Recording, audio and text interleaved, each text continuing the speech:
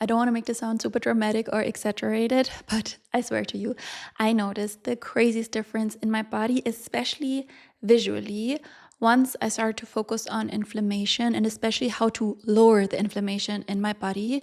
Because I would experience things like puffiness, especially in my face, or waking up after 8 hours of straight sleep, but still feeling super tired. Also, oh my God, feeling so crazy bloated. And I mean, it's normal to feel a little bit bloated now and then, but for me, it would be all the time and so strong. Like, I swear to you, I would look 7 months pregnant. So just really intense.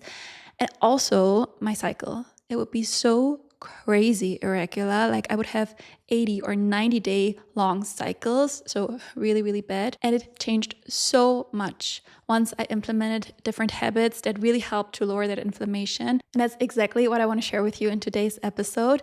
So we're going to talk about 8 of the most powerful habits that are scientifically proven to lower the inflammation in our body significantly. But before we dive in, I actually quickly want to talk about what inflammation actually is, because inflammation per se is a really good thing. So it's super important that we have it because it's our body's repair mode.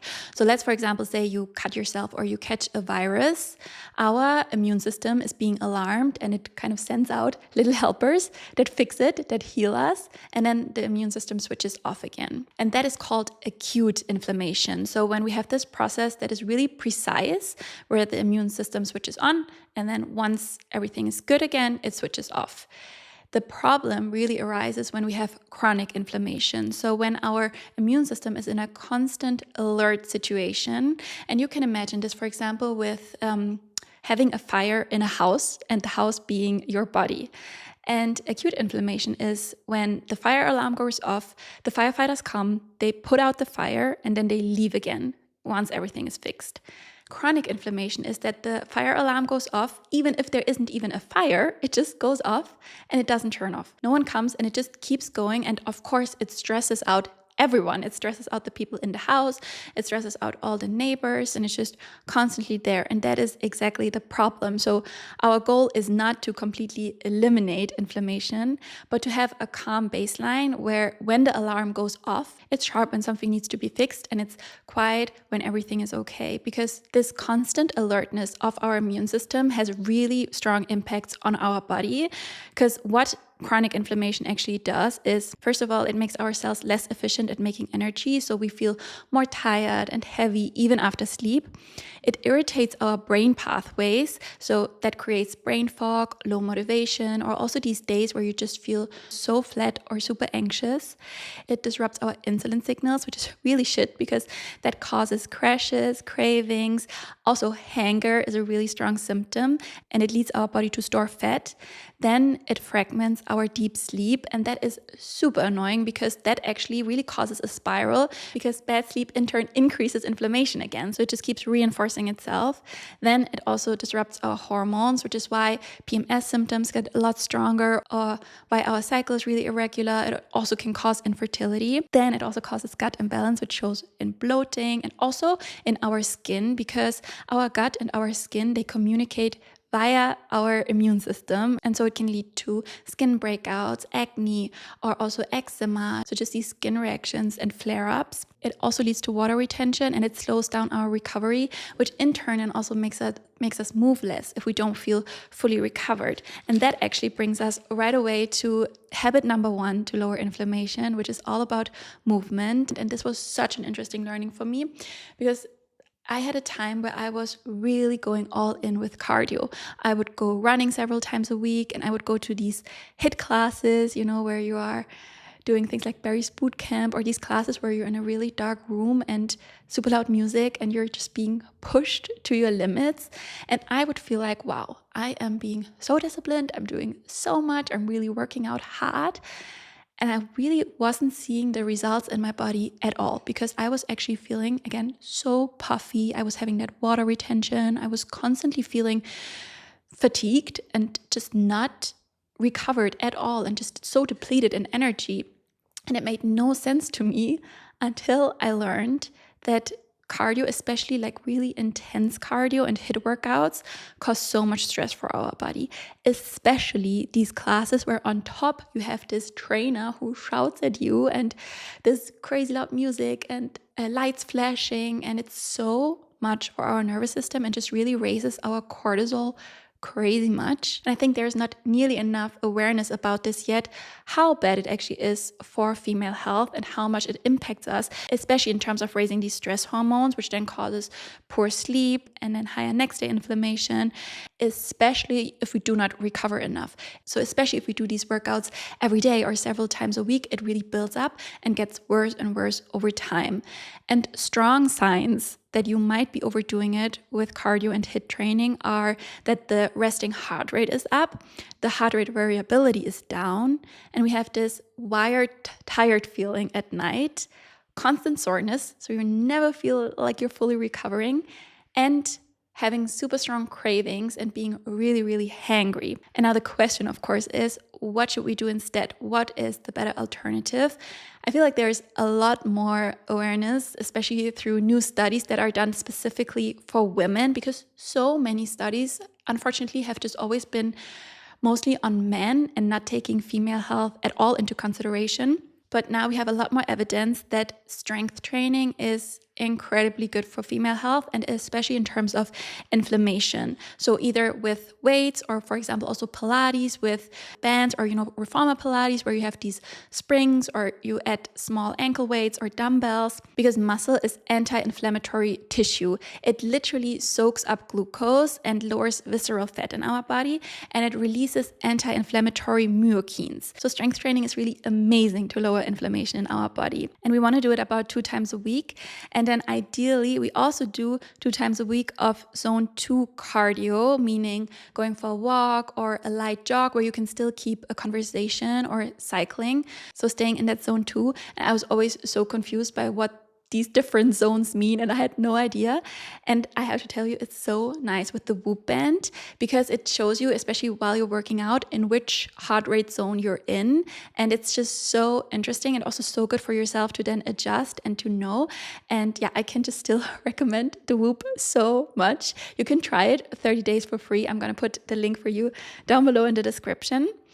And then ideally, it would be amazing to also practice yoga, maybe like 2 to even 4 times a week, because it's really incredible, especially for lowering stress, which we're also going to talk about in a moment. But I mean, I know this is a lot, right? And we only have so much time in a week. And what I learned from my research, that if you are short on time, the best thing you can do is to prioritize the strength training. So 2 to 3 times a week, doing, for example, full body Pilates or strength workout with weights. And then additionally, ideally, 10 to 15 minutes of walking after meals. This is incredible to balance our glucose and just amazing to lower inflammation. So having these just short walks as a daily thing that you do, especially I think after you had a big meal, it will have such a huge impact. So prioritizing those 2 things, the strength training and the walking after meals. Let's move on to habit number 2 of how we can reduce the inflammation in our body. And this one was so surprising for me. I had no idea about this, but it is to take really good care of our oral health, because especially inflammations in our gums can be really tricky, because most often they're chronic wounds and they add to our body's overall inflammation, and they can also worsen insulin sensitivity, which I thought was so crazy, right? So just from these, small inflammations in our mouth. And so what we can do about that is, first of all, flossing daily, making that a non-negotiable to floss your teeth every day. Then making sure you brush your teeth with a soft brush. So nothing that is too harsh on our gums. We want to keep it really gentle. Another thing is to tongue scrape. And if you do experience bleeding, especially if it is that ongoing bleeding, it's really, really good to see a dentist right away and take care of it right away, so it doesn't become this ongoing thing. So making sure we get control of it as fast as possible. Then it's really important to hydrate a lot. Breathing through the nose is another important factor for our oral health. And of course, I feel like this is no surprise to anyone, avoiding ultra-processed foods and especially, of course, sugar, which leads us to habit number 3, which is all about food. And I think this is such an important topic, because especially in terms of inflammation, You always hear about like certain foods that are super anti-inflammatory and that you should always eat, and then foods that are the worst and that increase your inflammation so much. So I feel like there's a lot going on there and a lot of myths. So definitely a lot of things that I want to discuss with you. But the first point, of course, is that we want to focus on whole foods. So eliminating processed foods as much as we can, and especially focusing on the Mediterranean diet. So focusing on plants, legumes, whole grains, olive oil, nuts, beans, and especially fish. Fish is crucial because of the omega-3. Omega-3 is highly anti-inflammatory in our body. And so if you are vegetarian, or if you eat less than 2 to 3 times of fish a week, it's so crucial to supplement with omega-3. It has a huge impact on the inflammation in our body.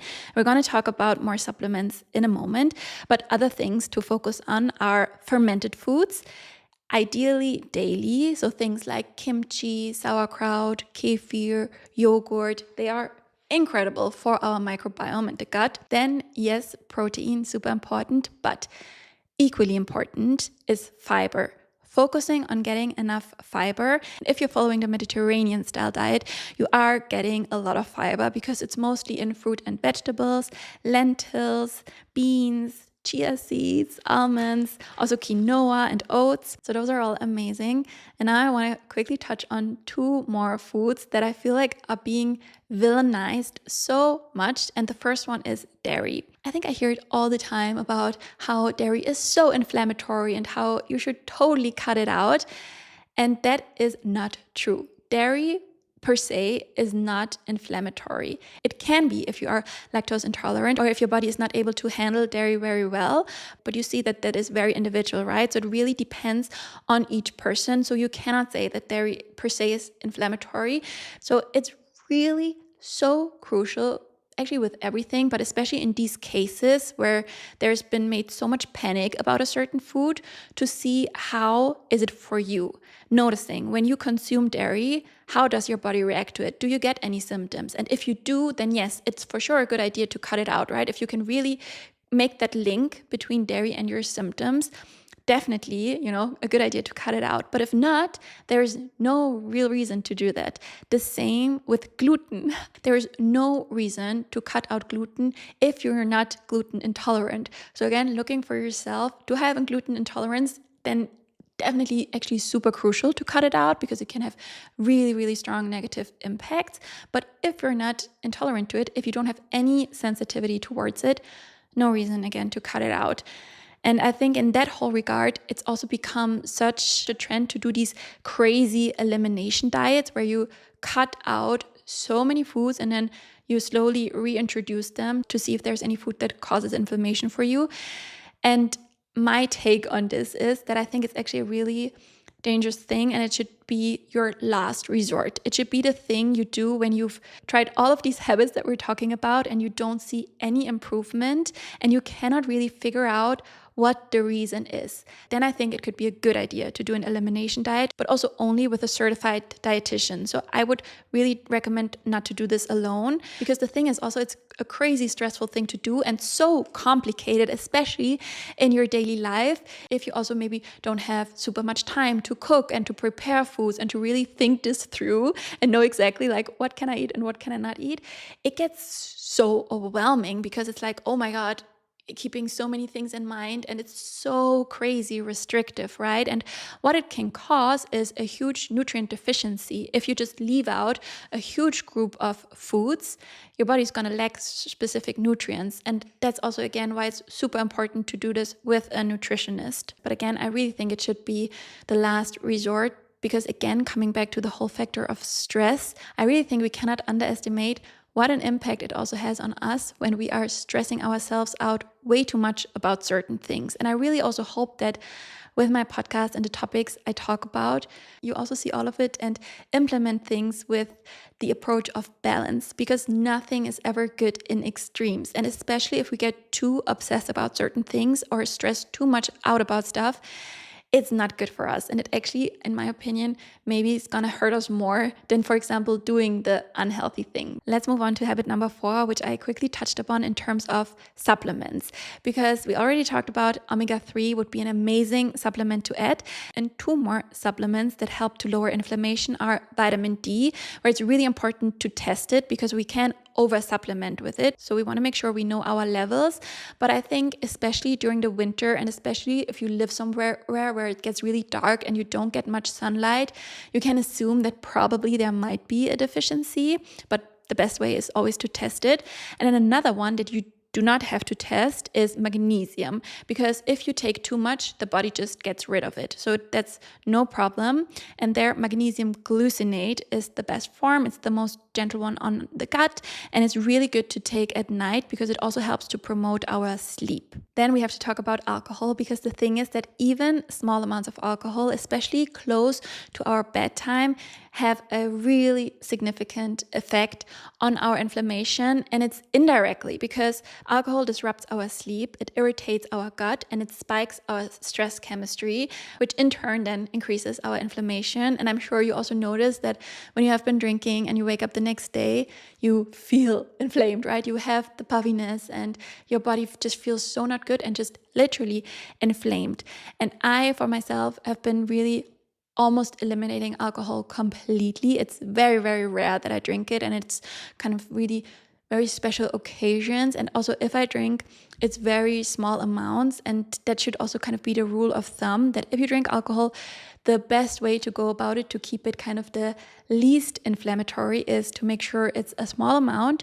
It's long before you go to bed, ideally minimum 3 hours, because it just does disrupt our sleep so much. And also consuming it with food, so not on an empty stomach. But of course, ideally, the best thing would be to cut it out completely. Also, things like red wine, it's not good for us. That's also, unfortunately, a myth. Habit number 6 to reduce inflammation is something we also now touched upon many times, and it's the whole topic around sleep. So I think we know now sleep should be our number 1 priority. But if you listen to my podcast episode about the 8 habits of the healthiest women in the world, you also already know that it's not just about getting those 7 to 8 hours of sleep, but also prioritizing our sleep consistency. So making sure we go to bed and wake up at the same time every day, or keeping it within a 60-minute window, even better, a 30-minute window, because that regular sleep schedule stabilizes our cortisol and melatonin, which in turn lower our inflammatory signals. And of course, in that regard, it's also really, really crucial to support our circadian rhythm. So getting sunlight first thing in the morning, or at least daylight, and in the evening, lowering light as much as possible, especially our overhead light, avoiding to stare into screens. And that just helps super much with that sleep schedule. And then of course also our sleep quality. And coming back to the whole topic around stress and how much stress impacts the inflammation in our body, I have made it an absolute non-negotiable for myself to do something every single day that helps me to lower my stress, because I think it's impossible to eliminate stress in our daily lives, but we want to try our best to handle the stress in the best way we possibly can, and do whatever we can to have these moments in our day where we lower our stress. One of my favorite ways, that is also in my opinion one of the most effective ways, is NSDR, which means non-sleep deep rest, or it's also called yoga nidra. And how it works is that you lay on your back, you get really, really comfortable, and then you put on an audio. I, by the way, also recorded one, so I'm going to link that for you down below. It's both in English and also in German. And then you're being guided through a full body relaxation. You move through every single body part, and it brings your body into a state of deep and complete relaxation. It's the most incredible thing we can do for our nervous system, and just reduces our stress so much. And it can be from doing it 10 minutes to even an hour. Shorter ways of significantly increasing your stress immediately are breathing exercises. One of them we talked about last week is the physiological sigh. Let's quickly do it together. So inhaling twice through the nose, and then opening the mouth, exhaling out.